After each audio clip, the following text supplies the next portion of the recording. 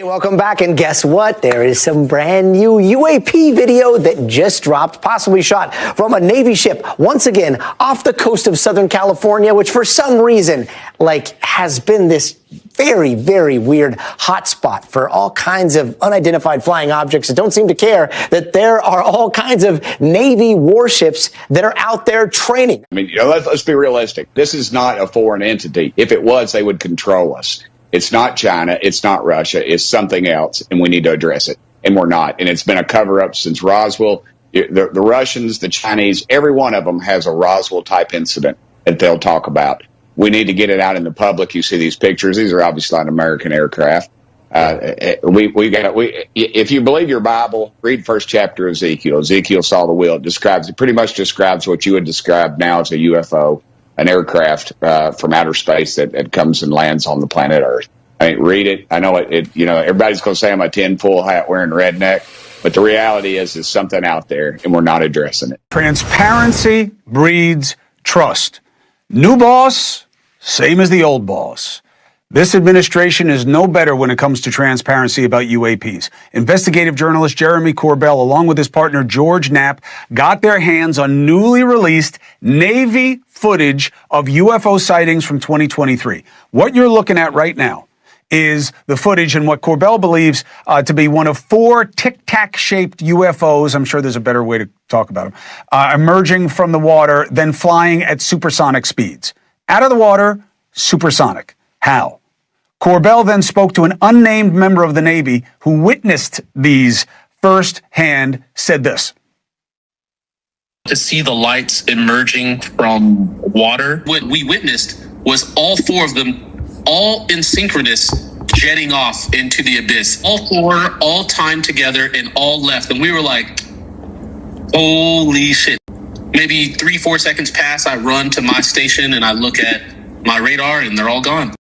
Now, quick refresh about why this area matters so much. 2004, we've all seen this video that was showing what was described by Navy pilots flying off the USS Nimitz as a white tic-tac that was zooming around in ways and speeds they just could not explain. In 2019, sailors on the USS Russell, again, off the coast of San Diego, seeing what they described in night vision goggles as upside down pyramids, and then brings us to today. This new infrared video just released by documentary filmmaker Jeremy Corbell showing what he says was an incident on the USS Jackson. It's one of these littoral ships, one of the highest tech ships that we have in our arsenal. And according to Corbell, Navy sailors were actively tracking one of 4 unknown objects observed going in and out of the water. No heat plumes, no exhaust, nothing.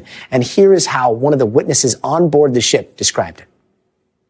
I go out to the bridge wing. I'm noticing things and lights on the horizon and like city lights or any other ships that are out there. So seeing a light that is lifting up, you can see it. I know the difference between a light on the horizon coming up and a light coming out of the water. When you've been on the water more in your life than you haven't been, you know the difference. Yeah, man, this is an interesting case. There is power in military footage. It's few and far between that we get great sensor data on something that is truly anomalous. And that's what we're seeing here, backed up, of course, by the eyewitness testimony. This ship is one of the most technologically equipped ships. But additionally, this is a senior ranking Navy official who I believe will end up coming forward. They saw these craft coming out of the water, at least one of them coming out of the water. That's transmedium. This is in the Combat Information Center. Also, they saw 4 of them in total. They saw them on radar, then they picked them up in thermal. That's why it looks black and white. But if you look at a plane through that system, you see wings, a tail, exhaust, rotors, all sorts of heat signatures. You're not seeing that here. So again, it was tracked on radar, tracked on thermal. There was a kind of a synchronized, coordinated, instantaneous departure described to me and George Knapp by the firsthand witnesses. This is really reminiscent of the 2004 Tic Tac UFO, where Commander David Fravor, who testified in front of Congress, chased a UFO for the United States military. Cat's out of the bag. Sailors are seeing stuff, and now we have more evidence. And in fact, these are senior ranking Navy officials. You know, they don't want to go by their full identity at this time, but they will at some point. They're in the Combat Information Center. They get this footage. It's FLIR, forward-looking infrared. So it's black and white. What you're supposed to be seeing, we don't see. We don't see tails. We don't see thermal plumes. We don't see any signature of a normal aircraft. So that's what makes this case fascinating. We have both witnesses coming forward as well as the hardcore data and evidence. And does that mean black is hot there, or what's the thermal imaging and like why do we see that tic-tac shape? Sure. Yeah, so this is in black hot. It can switch between the two. But what's really important about this is that the high-ranking Navy official said, we saw one of these come up out of the water. We then went to radar and we saw 4 of them. We then took our thermal cameras and we looked at one. And when you look at a plane, it looks like a plane. This doesn't look like a plane. In fact, it looks like the Tic Tac from 2004, where Commander David Fravor chased a UFO for the United States military.